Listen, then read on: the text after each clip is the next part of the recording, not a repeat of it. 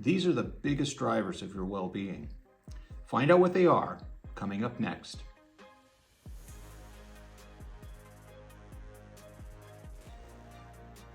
Hello, I'm Dr. Lance Garrison, and you are watching The Daily Dose. If you find today's content helpful, please hit that like button and share it with anyone else who you think might find it helpful as well. And don't forget to hit that subscribe button before you go anywhere else. So what are these big drivers of your well-being, of your overall wellness? Well, there are three pillars that I want to talk to you about today. Three pillars of well-being. And if you find yourself struggling, if you find yourself feeling like life isn't quite going the way you would like it to, the reason will be something that you find within these three areas, along these three pillars. So the first one is this: how are you spending your time? Do you ever find yourself sitting in your car on your commute, or at your desk at your office, or at home, or wherever it might be? Do you ever find yourself kind of fantasizing about a different vision for your life? Being in a different place, or in a different job, or pursuing certain life goals that you're not currently pursuing? Well, if you find yourself in that situation, ding, ding, ding, right? The next question to ask yourself then is, well, how am I spending my time? Am I actually engaging in the behaviors that are going to take me to the place I want to go, that are going to put me on a path aligned with the life that I would like to live, with the things, the goals that I would like to accomplish? And if that's not the case, if there isn't that alignment, then it becomes about drilling down and spending your time differently. So, number one, how are you spending your time?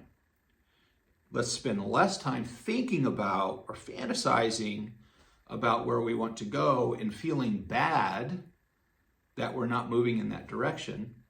Let's actually organize, structure, and live the time that we have in a way that takes us where we want to go, that gets us to the place in life that we would like to be. Number two, who am I spending my time with? Am I surrounded by people who are supportive, caring, nurturing, who are living lives that I can admire? Or am I involved in a toxic relationship, or toxic relationships, plural? Am I engaged socially with emotional vampires, or those whose presence doesn't inspire me to be a better person? Because if I'm in that situation, I'm not going to be well. I'm not going to be in a healthy, positive, productive, emotional space.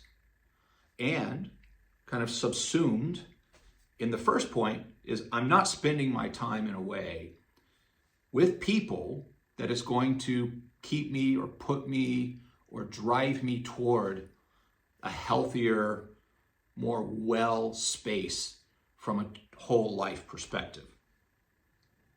The third piece of this that also kind of fits in to how am I spending my time is, what are you doing to take care of yourself?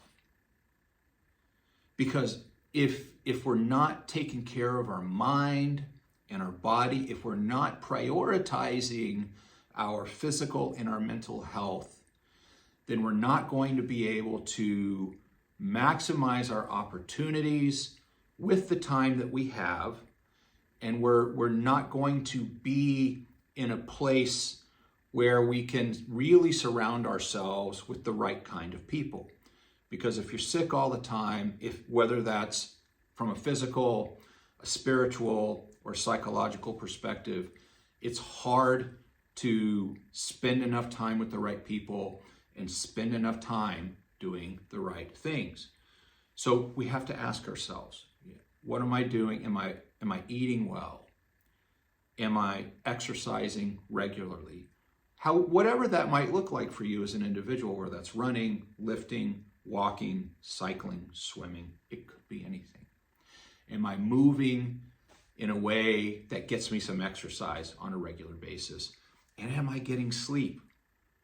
Am I getting that 7 to 8 hours of sleep? Because the idea that you minimize sleep and you maximize activity can get you a little ways, but you will break down.